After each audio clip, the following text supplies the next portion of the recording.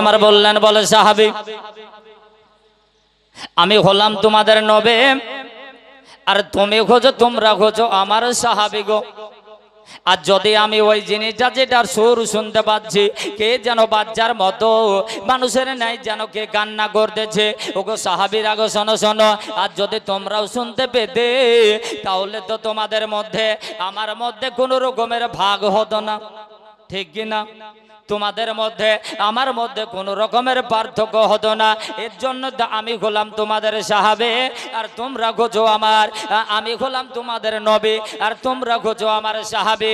আর তোমাদের সঙ্গে আমার সঙ্গে তুলনা করা যাবে না। যাও যাও যাও ওগো সাহাবে গনেরা, শোনো গো, দেখো যেন কে যেন বাচ্চার মতো মানুষের মতো কে যেন কান্না করতেছে। সাহাবা গনেরা খোঁজাখুঁজি করতেছে, ধোড়াধুড়ি করতেছে, এই পাশ ও পাশ সব দিক ধোড়া খোঁজা হলো, সবাই যেন আপনার চিন্তায় চিন্তিত। নবী আমার বলতেছেন কে কান্না করছে, দেখো এখানে তো দেখছি কোনো মানুষ দেখা যায় না, এখানে তো কোনো মানুষের সন্তান দেখতে পাওয়া যায় না, কোনো বাচ্চা ছেলে দেখা যায় না, তবে কাঁদতেছে কে গো? এমন তো অবস্থায় সাহাবীগণের হয়রানে পেরেছেন হয়ে গেলেন।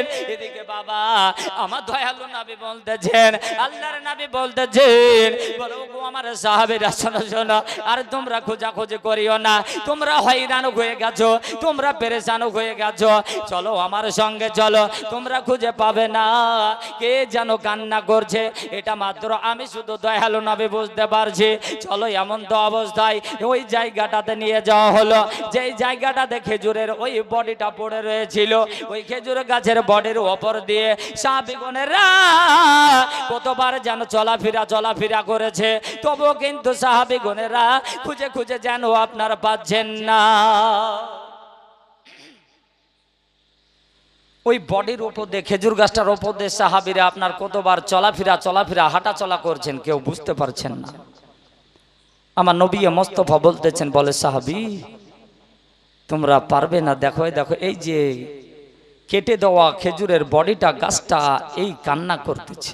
আহ, খেজুরের গাছ রাসূলুল্লাহকে দেখার পরে, নবী মোস্তফাকে দেখা পরে ওই খেজুরের গাছ নবীর প্রেমে মোহাব্বতে আরো যেন আপনার বুক ফাটিয়ে মনে হচ্ছে যে কলিজা ফেটে যাবে কাঁদতে কাঁদতে। ইয়া রাসূলুল্লাহ, ইয়া হাবিবাল্লাহ, হুজুর গো, ওগো আমার দয়ালু নবী, আপনি যখন খুতবা তেলাওয়াত করতেন, ইয়া রাসূলুল্লাহ, ইয়া হাবিবাল্লাহ নবী গো, আমার যে আপনার গাছটাতে আপনি বডি খানা দিয়ে, আপনার পিঠ মুবারকটা হিনানা দিয়ে টেক লাগিয়ে আপনি খুতবা তেলাওয়াত করতেন, ইয়া রাসূলুল্লাহ, আমাকে কেটে দেওয়া হলো, আমি আপনার আর সম্মান করতে পারবো না, আর জীবনে আমার মনে হয় নসিবে আপনার খিদমত মনে হয় আর হবে না। তবে ইয়া রাসূলুল্লাহ, ইয়া হাবিবাল্লাহ, দয়া করে আপনি একটু দয়ালু নবী গো, আপনি যেন একটু আমাকে দয়া করুন। খেজুর গাছকে বলা হলো, বলো খেজুর গাছ তুই এখানে জীবিত হয়ে যা, বলুন সুবহানাল্লাহ। দয়ালু নবীর কথাতে, আমার রাসূলুল্লাহর কথাতে ওই খেজুর গাছটা, মরা খেজুর গাছ জীবিত হয়ে গেল, জিন্দা হয়ে গেল। এখনো কিন্তু আপনার খেজুর গাছ জিন্দা আছে, ওই খেজুর গাছ। তাহলে ওই নবী মোস্তফাকে পাওয়ার পরে যদি একটা খেজুরের গাছ জীবিত হয়, আপনার আমার যে ঈমানটা খুব কমজোর, মরা ঈমান, এই মরা ঈমান, কমজোর ঈমানটাকে নবীকে পাওয়ার পরে আপনার তেজালো হবে না, পুক্তা হবে না, যে হবে না, যে ওই নবীকে আপনার বেশি বেশি করে মোহাব্বত করুন, ওই নবীকে বেশি বেশি করে আপনি দরুদ শরীফ পড়ুন। ওই নবীকে যদি আপনি ভালোবেসে মোহাব্বত করে ওই রাসূলুল্লাহর উপরে যদি আপনি দরুদ শরীফ পড়ে মোহাব্বত রেখে যদি মারা যান, খোদার কসম করে বলে যে আপনি মরার পরে কবর হবেন জান্নাতে, বলেন সুবহানাল্লাহ। এ বাবা, আমার বন্ধুরা, আমার ভাইরা গো, বলার উদ্দেশ্য ওই দিকে যাব না বাবা, যে নবী মুস্তাফা আগমন দিবসের দিকে একটু যাব। ফ্যানটা একটু ওদিকে ঘুরিয়ে দে বলেন তো, একটু ঘুরিয়ে দে বলেন।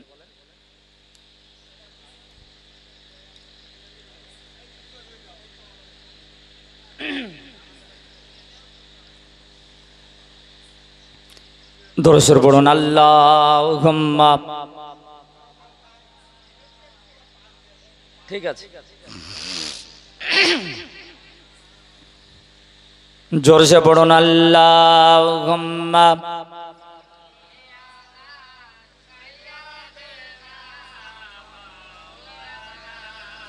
মুহাম্মাদ ওয়ালা আলে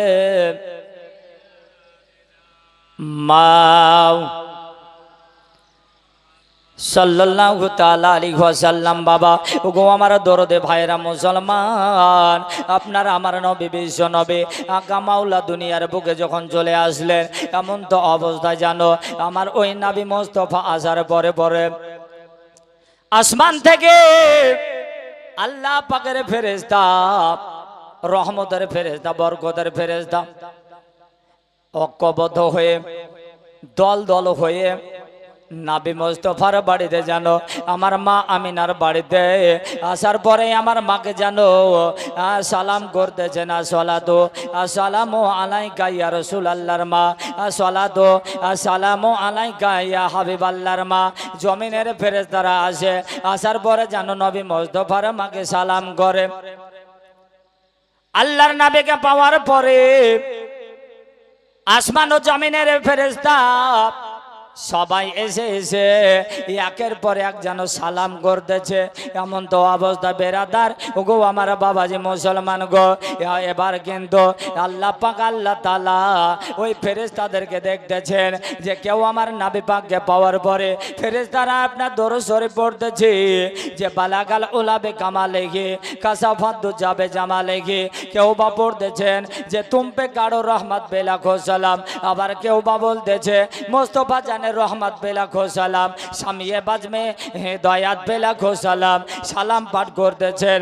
এমন তো অবস্থা বেরাদার এ বাবা আমার মুসলমান, আল্লাহ পাক আল্লাহ তাআলা আমার ডাক দিয়ে বলতেছেন, বলে ফেরেশতা ওগো আমার ফেরেশতারা গো, আমার ওই নবীকে পাওয়ার পরে তোমরা এত আনন্দিত গো, ওই নবীকে পাওয়ার পরে তোমরা এতই যে ধন্য হয়েছো, ওই নবীকে পাওয়ার পরে তোমরা যে নবীকে আপনার সম্মান করতেছ, তোমরা নবীর ওপরে দরুদ শরীফ পড়তেছ, আমার হাবিবের ওপরে তোমরা যে দেখছি যে নবী মুস্তাফার ওপরে তোমরা সালাত ও সালাম যেন পাঠ করতেছ। তোমাদের সালাত ও সালাম পাঠ করা দেখে আমি আল্লাহ পাক আল্লাহ তাআলা আমি নিজে জানো আমার ওই হাবিবের ওপরে আমিও যেন দরুদ পড়তেছি। বলুন সুবহানাল্লাহ। মহান আল্লাহ পাক আল্লাহ তাআলা ফেরেশতাদেরকে বলছেন, ফেরেশতা ওই নবীকে পাওয়ার পরে আজকে মক্কাবাসী সবাই যেন আস্তে আস্তে পাগল হলো। নবীকে যারা দেখলো মক্কার মানুষ তারাই যেন ধন্য হলো। একবার যে দেখে সে আবার বলে যে আবার দেখব। যে নবীকে পাওয়ার পরে একবার দেখার পরে অনেকে বলছে যে বাড়ি যেতে ইচ্ছা করছে না, নিজের বাড়ি ঘর বিবি বাচ্চাকে পর্যন্ত অনেকে আপনার ভুলে গেছে। একে একে সব আপনার দেখে আপন আপন বাড়ি ফিরে যায়। যেতে যেতে একজন মানুষ দেখে যাওয়ার পরে হাঁটতে হাঁটতে যেতে যেতে রাস্তার মাঝে একজন মহিলার সঙ্গে দেখা হলো। যে মহিলার নাম হলো হযরতে মা হালিমাতু সাদিয়া রাদিয়াল্লাহু তাআলা আনহা। হালিমাকে বলতেছেন, হালিমা মাগো তুমি যে দেখছি যে বাড়িতে কাজে কামে ব্যস্ত আছো, মা তুমি কি এরকম খবর সংবাদ কিছু পাও নাই? মা হালিমা বলছেন, কি সংবাদ বলুন? বলে আজকে মক্কাতে মা আমিনার বাড়িতে আব্দুল্লাহর ঘরে এমন একটা সন্তান জন্ম নিয়েছে। দুনিয়ার বুকে এমন একজন নবী এসেছেন যাকে দেখার জন্য দুনিয়ার মানুষ সবাই পাগল পরা হয়ে গেছে। তুমি কি সংবাদ পাও নাই? হালিমা বলতেছেন, বলেন না। বলে যাও একবার দেখে এসো। যেমন রাস্তাতে আজকে আমরা জলুস বেরিয়েছিলাম, এই জলুসে আপনার শত শত মানুষ মেন রোডের রাস্তায় যদি বেরানো যাচ্ছে তো দেখা যাচ্ছে শুধু জলুসের পর জলুস। আপনাদের দিকে কি হয়েছে? জলুসে গিয়েছিলেন? আমাদের দিকে কিন্তু আপনার হাজারো হাজার মানুষ, কোথাও খিচড়ি, কোন কোন জায়গাতে ছাগল গরু জবাই করার পরও তারা জলুস করে মানুষের জন্য সিন্নি তবরক হিসাবে জলুস করে এসে রান্না বান্না করছে। কেন? এটা হচ্ছে আমার নবী মুস্তাফার মুহাব্বত। আমার আপনার অন্তর যদি ওই রসুলের মুহাব্বত থাকে তো এই আগমন দিবসে, নবী মুস্তাফার জন্ম দিবসে আমার মনে হয় যে আপনার ঘরে বসে থাকতে পারবে না। বাবা, এই খবরটা যেমন পৌঁছানো হলো, বলে ওগো হালিমা, একবার রাস্তায় গিয়ে দেখো কত মানুষ পায়ের দ্বারা হেঁটে যাচ্ছে, কত মানুষ আপনার উটের ওপরে সওয়ারি হয়ে যাচ্ছে। ওই নবীকে দেখার জন্য মানুষ যেন দলের দল, শত শত মানুষ যেন হাঁটতেছে। এমন তো অবস্থায় হযরত মা হালিমা সাদিয়া উনি আপনার করলেন কি, বাড়ি থেকে একটা উটকে নিলেন আর নিজের স্বামীকে বলতেছেন, বলে ওগো স্বামী গো, চলেন আজকে যাব ওই বিশ্ব নবী আকা মাওলা রহমাতাল লিল আলামিন ওই নবী মুস্তাফাকে চলেন দেখতে যাব। কত মানুষ বলে আপনার দেখে পাগল হয়ে যাচ্ছে, চলেন আমরাও আজকে দেখে আসি। বলে জানো নিজের স্বামীকে সঙ্গে করে নিয়ে হযরত মা হালিমা সাদিয়া রাদিয়াল্লাহু তাআলা আনহা উনি যেন একটা উটকে সঙ্গে করে নিয়ে হাঁটতে শুরু করলেন। বলেন সুবহানাল্লাহ। যে সঙ্গে ছিল দুর্বল উট, অসুস্থ ধরনের উট, এই উটটা ঠিকভাবে হাঁটতে পারছে না। এবারে কিন্তু দেখা গেল যে হালিমার পিছন থেকে যে মানুষ যাচ্ছিল, কতজন মানুষ আপনার ও তাদের উটকে সবারই হয়ে তাদের উট নিয়ে হযরত হালিমাকে পিছে ফেলে দিয়ে ক্রসিং করে আগের দিকে তারা চলে যায়। হযরত হালিমার উটটা ছিল রোগা, অসুস্থ, দুর্বল। হালিমার উট ঠিকভাবে চলতে পারছে না, হাঁটতে পারছে না। মা হালিমা ওই রোগা উটটাকে নিয়ে, অসুস্থ উটটাকে নিয়ে আস্তে আস্তে আস্তে আস্তে যেতে যেতে যেতে যেতে যাওয়ার পরে আমার নবী মুস্তাফার বাড়িতে গিয়ে মা আমিনার বাড়ি গিয়ে পৌঁছালেন। পৌঁছানোর পরে উটটাকে একটা কোণে একটা সাইডে রেখে হালিমা এবং হালিমার স্বামী আর স্ত্রী মিলে মা আমিনার কাছে গেলেন। নবী মুস্তাফার মাকে, আমার দয়ালু নবীর মাকে, রাসূল পাকের মাকে গিয়ে সালাম করছেন। আসসালাতু ওয়াসসালামু আলাইকা ইয়া রাসূলুল্লাহর মা, আসসালাতু ওয়াসসালামু আলাইকা ইয়া হাবিবাল্লাহর মা। ওগো মা আমিনা, মাগো তোমার বাড়িতে, তোমার কাছে আমি যেন ছুটে এসেছি গো মা। লোকের মুখে লোকের কানে শুনলাম, আমি যেন আপনার লোকের মুখ দ্বারা শুনতে পেলাম মাগো যে তোমার বাড়িতে নাকি একটা সুসন্তান জন্মেছে, তোমার বাড়িতে নাকি একটা বলে এমন সন্তান জন্মেছে গো মা, যে সন্তানটার মতো দুনিয়াতে আল্লাহ যেন কোনো সন্তান বানান না, আর কোনো যেন আপনার নবী দুনিয়ার বুকে এরকম নবী আসেন নাই। অতএব মাগো তোমার বাড়িতে এসে সন্তানকে দুগ্ধ পান করানোর জন্য অনেক নাকি মক্কার মহিলারা তারা এসেছে। আসার পরে নবী মুস্তাফাকে দুধ পান করানোর জন্য মহিলারা নাকি আপনার কত না চেষ্টা করেছে, কিন্তু কোনো মহিলার যেন নবী মুস্তাফা দুগ্ধ যেন পান করেন না। সেই সময়তে বাবা আপনার আপনি যে সন্তানকে দুধ পান করানোর জন্য অপর মেয়েরা পর্যন্ত দুধ পান করাতো, যে কিছু আপনার টাকা পয়সা পাওয়ার জন্য দুধ পান করে লালন পালন করে দিলে কিছু বিনিময় তার টাকা পাওয়া যেত, এনাম পাওয়া যেত। মা হালিমা তো সাদিয়া বলতেছেন, মা ও রাসূলুল্লাহর মা, অনেক মহিলা এলো, কোন মহিলার দুগ্ধ রাসূল আমার পান করলেন না, তো একটিবার আমাকে একটু দাও না। আর ওই নবী মুস্তাফার যে তুমি মা হয়েছো, তুমি খুব ধন্যবতী মাগো। ও আমিনা, তুমি তো খুব পূর্ণবতী আমিনা মাগো। আর একটি আমি কথা বলছিলাম হালিমা, যে তুমি হয়েছো ওই রসুলের পাকের জন্মদাতা মা, পেটে বহন করনেওয়ালা মা। তুমি হয়েছো ওই নবী মুস্তাফাকে আপনার 10 মাস 10 দিন পেটে বহন করে তুমি হয়েছো তার মা। আর আজকে আমি হালিমা হব তার দুধমা দাতা মা। জোরসে বলেন সুবহানাল্লাহ। মাগো, তোমার সন্তানটাকে আমাকে দাও। মনে বড় আশা, মনে বড় আকাঙ্ক্ষা, মনে বাসনা নিয়ে এই কথাটা যেমন বললেন আমার মা আমিনা বলতেছেন, বলে ওগো শোনো গো মা হালিমা, তুমি যে প্রস্তাবটা রেখেছো, আমি এই প্রস্তাবটা কিন্তু আমি আমিনা মেনে নেব। ওগো মা হালিমা, এই নবী মুস্তাফার আমি জানো জন্মদাতা মা হতে পেরেছি। আমি হয়তো পেটে বহন করলে মারাওয়ালা মা হয়েছে।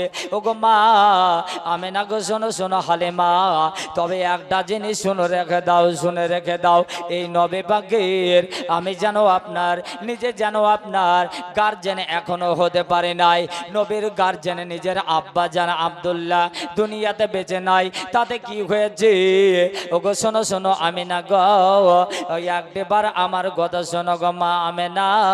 ওই নবী মুস্তাফার যদি আপনার মা হতে পারতাম, আমার যেন মনের আশাটা পূর্ণ হয়ে যেত। মা হালিমা বলতেছেন, মাগো যদি ওই রাসূলুল্লাহর আমি দুধমা দাতা হতাম, নবী পাকের আমি খিদমত করনেওয়ালা মা হতাম, আমার মনের ইচ্ছাটা পূর্ণ হয়ে যেত। কাঁদতেছেন আর বলতেছেন, বলে একটু আমাকে দাও, ওই রসুলের পাকের আমি একটু দুধমা হব। এমন তো অবস্থায় আমার রসুলের পাকের মা বলছেন, বলে ওগো হালিমা শোনো, আমার শ্বশুর আব্বা এখনো আমার আছেন গার্জেন দুনিয়ায় বেঁচে। নিজের আমার ছেলের হয়তো আপনার নিজের আব্বা হযরত আব্দুল্লাহ বেঁচে নাই, তাতে কি আছে, কিন্তু গার্জেনেরও গার্জেন যিনি আমার শ্বশুর তো এখনো বেঁচে আছেন। বৌমা নিজের শ্বশুরকে এখনো গার্জেন ভাবছেন, কিন্তু আপনার আমার ঘরের বউরা কি শ্বশুরকে গার্জেন মনে ভাবে? অভিভাবক ভাবে? ভাই ভাবে না। আমাদের বৌমারা শ্বশুরকে শ্বশুর মনে করে, গার্জেন মনে করে না। কিন্তু আমার মা আমিনা রসুল পাকের মা বলতেছেন, বলে ওগো হালিমা, আমার ছেলের আব্বা গার্জেন দুনিয়ায় বেঁচে নাই, তাতে কি আছে, কিন্তু এখনো গার্জেনেরও গার্জেন আমার নবীর দাদা আব্দুল্লাহ বেঁচে, আব্দুল মুতালিব বেঁচে আছে। আমার আব্দুল মুতালিবের কাছে, আমার শ্বশুর আব্বা জানের কাছে একটু যাও। ও আব্দুল মুতালিব উনি হচ্ছেন ওই কাবা ঘরের খাদিমদার। বলুন না সুবহানাল্লাহ, জোরসে হবে না? কাবা ঘরের খাদিমদার, সেই জায়গায় চলে যাও। মা হালিমা নিজের স্বামীকে নিয়ে বলতেছেন, বলে প্রাণের স্বামী গো, আজকে চলুন ওই আপনার কাবা ঘরটাকে তপ করা হয়ে যাবে। আর ওই কাবা ঘরের খাদিমদার হযরতে আব্দুল মুতালিবের কাছে গিয়া আমাদের মনের আশা খানা খুলে বলবো, মনের বাসনা খানা খুলে বলবো গো। চলেন ওই জায়গায় পৌঁছে যাই। আস্তে আস্তে যেতে যেতে যেতে যেতে ওই আপনার কাবা ঘরের কাছে গেলেন। কাবা ঘরটাকে তপ করা হলো। আর ওই জায়গাতে কাবা ঘরের যে আপনার খাদিমদার, ওই সমাজে কাবা ঘরে যে সেবা করার মানুষ, দায়িত্বর মানুষ ছিলেন, উনি হলেন হযরত আব্দুল মুতালিব। মুতালিব আমার নবী মুস্তাফার দাদা আপনার নবী মুস্তাফার দাদাকে গিয়ে বলতেছেন বলে ওগো চাচা আব্দুল মুতালিব ওগো আমার রাসূল পাকের দাদা গো আপনার কাছে ছুটে এলাম আপনি দয়া করে প্রস্তাবখানা গ্রহণ করবেন আপনার কাপড়খানা পেতে দেওয়া হলো হাতখানা পেতে দেওয়া হলো বলে ওগো নবীর যে আপনার দাদা যান ওগো আব্দুল মুতালিব গো কাবা ঘরের খাদেমদার গো আপনার কাছে ছুটে এসেছি দয়া করে আমার প্রস্তাবখানা গ্রহণ করবেন ওই নবীর জন্য পাগল হয়ে ওই নবীর জন্য আপনার পাগল হয়ে আমরা ঘর বাড়ি ছেড়ে চলে এসেছি আজকে রাসূলের জন্য আমার দুধের বাচ্চা বাড়িতে রেখে এসেছি নবীকে পাওয়ার জন্য ওগো তো আপনার আব্দুল মুতালিব দয়া করে আমার ওই কথাখানা শুনুন গো আমার মা আমিনা হয়েছেন ওই রাসূল পাকের মা আমার মা আমিনা হয়েছেন যেন আপনার পেটে বহন করনেওয়ালা মা আর আমার ওই নবী মুস্তাফার আমি যেন হব সেবা করনেওয়ালা মা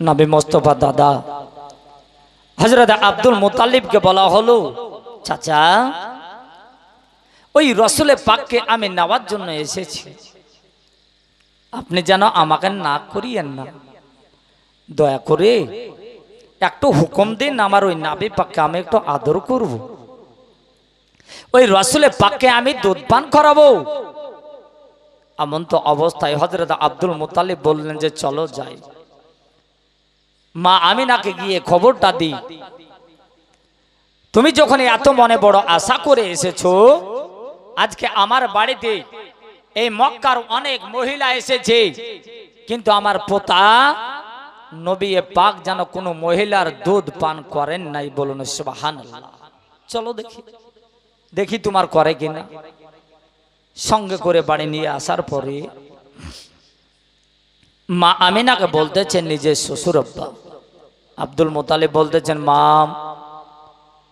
তোমার সন্তানটাকে আমার যেন দাদু ভাইকে আমার ওই যেন আপনার লাগতে জিগারকে নবী মুস্তাফাকে যেন দিয়ে দাও মনের আশাটাকে ইচ্ছাটাকে পূরণ করে দাও এমন তো অবস্থায় বেরাদার ওগো আমার সুন্নি তরুণ যুবক নওজোয়ান ভাইয়েরা ওগো আমার মায়েরা গো এবার কিন্তু আমার মা আমিনা হুকুমখানা পাওয়ার পরে সঙ্গে সঙ্গে আমার দয়ালু নবী আকা মাওলা রাহমাতুল লিল আলামিন বিশ্ব নবীকে যেন মা আমিনাকে তুলে দিলেন হযরত মা আমিনা আপনার হালিমাতু সাদিয়া যেন আপনার কোলে নবী মুস্তাফাকে নেওয়ার পরে সুন্দর করে কাপড় দিয়ে ঢেকে আল্লাহ রাসূলকে যেন আপনার যেমন দুধটা স্তনটা আমার রাসূল পাকের মুখে জবানে লাগিয়ে দিয়েছেন সুন্দরভাবে আমার রাসূল পাক যেন দুধ পান করতে শুরু করে দিয়েছেন বলুন সুবহানাল্লাহ সুন্দরভাবে এত সুন্দরভাবে দুধ পান করছেন দুধ পান করা দেখে হযরত মা হালিমাতু সাদিয়া উনি আপনার বললেন যে আমার সন্তান নবী মুস্তাফা ডান স্থানে দুধটা পান করছেন তো বাম স্থানের দাঁতে একবার লাগিয়ে দেখি যে ডান দিকের স্থানটা বাদ দিয়ে বাম দিকটা লাগালেন